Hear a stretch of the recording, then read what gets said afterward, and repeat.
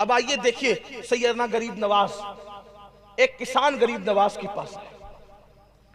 गरीब नवाज के पास एक किसान है और आकर के कहता है वो किसान कि सरकार, बादशाह ने मेरी जमीन पे टैक्स ज्यादा लगा दिया, मैं टैक्स नहीं भर सकता।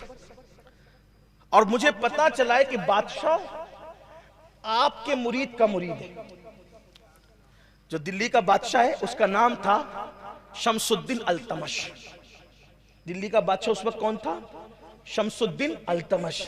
मामूली आदमी नहीं, जिसकी कभी तहज्जुद नहीं छूटी, जिसकी असर की पहले की सुन्नतें गैर मौकेदा नहीं छूटी, जिसने मां, बहन, बेटी, बीवी, 4 औरतों के अलावा 5वीं किसी औरत पर जानबूझकर नजर नहीं डाली, उसे कहते हैं शमसुद्दीन अल्तमश। कोई मामूली आदमी नहीं है। आया किसान गरीब नवाज के पास और कहता है कि दिल्ली के बादशाह ने टैक्स लगा दिया मुझ पर, मैं भर नहीं सकता। गरीब नवाज ने फरमाया हम तेरे साथ दिल्ली तक चलेंगे, हम तेरे साथ।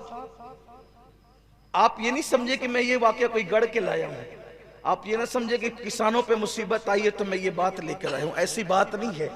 मैंने बरसों पहले भी इस वाकये को बयान किया है, मेरी तकरीरों में आप देख सकते हैं, देख सकते हैं आप। इसका मतलब गिरे पड़े लोगों के काम आना। हमारे पास कोई आता है ना, जैसे मिसाल के तौर पे मेरे पास कोई आ जाए, इसलिए कि सबसे गिरे पड़े तो अपनी ही गुनेगार, बुरे तो सबसे अपने ही है। कोई आ गए, ये मसला है हमारा, अल्लाह आपका मसला हल कर दे। अरे अल्लाह मसला हल कर दे, वो तो ये मस्जिद में बैठ के भी कर सकता था। अल्लाह मेरा मसला हल कर दे, आपके पास क्यों आया? और कुछ ज्यादा जतन करें, कोई तावीज दे दे, अल्लाह मसला हल कर दे। मेरे अजीज, सिर्फ दुआ और तावीज से मसले हल नहीं होते। हमारे नबी किसी के मसले के लिए किसी के साथ किसी के घर तक गए थे। हमारे औलिया किसी के मसले को हल करने के लिए अजमेर मुकद्दस से दिल्ली तक का सफर कर रहे थे। हम भी अपने सोर्सेस का इस्तेमाल करके किसी की मदद कर सकते हैं, लेकिन कोई मसला लेकर के आए तो हमारे पास टाइम ही नहीं है।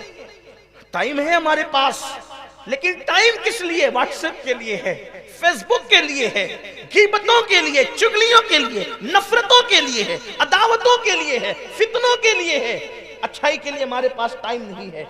और याद रखना, अच्छाई अच्छाई है, बुराई बुराई है। अच्छी तरह याद रखना, अच्छाई तुम्हारी नस्लों को भी अच्छा बना सकती है और उसकी बरकतें तुम्हारी नस्लों तक बाकी रहेगी, और बुराई जो है तुम्हारी नस्लों तक उसकी नहूसत को पहुंचा सकती है। इसलिए याद रखना, अल्लाह ने अच्छे काम के लिए भेजा है, अच्छे कर सकते हो तो करते रहो। सरकार गरीब नवाज के पास किसान आता है और आकर के कहते हैं सरकार ये मुश्किल आन पड़ी है। गरीब नवाज ने बादशाह को कोई खत नहीं लिखा, बाबा कुतुब को कोई खत नहीं लिखा, और फरमाया कि चलो चलते हैं। साथ लेकर के दिल्ली पहुंचे। जब दिल्ली पहुंचे तो दिल्ली पहुंचने के बाद इत्तला मिली कि गरीब नवाज आ रहे हैं। वक्त का दिल्ली का बादशाह बाबा कुतुब को साथ लेकर के इस्तकबाल के लिए आया, कदमों पे सर रखा। सरकार कुतुबुद्दीन बख्तियार काकी ने कहा हुजूर बगैर इत्तला के तशरीफ लाए। फरमाया बाबा कुतुब एक काम था हमारा एक काम था, वो लेकर आए। हुजूर आपका क्या काम था? कई एक किसान है हमारे शहर का रहने वाला, अजमेर शहर का रहने वाला, ये इस पर लगान बादशाह के कारिंदों ने ज्यादा डाल दिया है और ये भरने की ताकत नहीं रखता, तो मैं चाहता हूं कि उसमें कमी कर दी जाए। बाबा कुतुब ने बादशाह की तरफ देखा।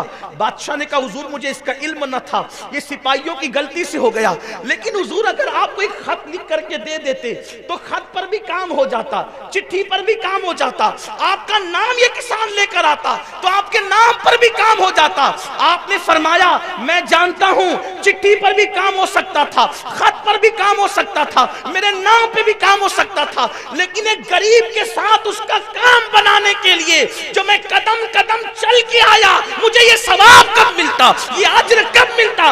इसलिए कि मुस्तफा जान रहमत ने इरशाद फरमाया अगर कोई किसी की हाजत को पूरा करने के लिए एक कदम चलता है तो अल्लाह उसको मस्जिद नबवी में 2 महीने तक इत्तिकाफ करने से ज्यादा सवाब अता फरमाता।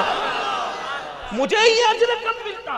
ये थी अपने बुजुर्गों की फिक्र, लेकिन आज वो फिक्र खत्म है।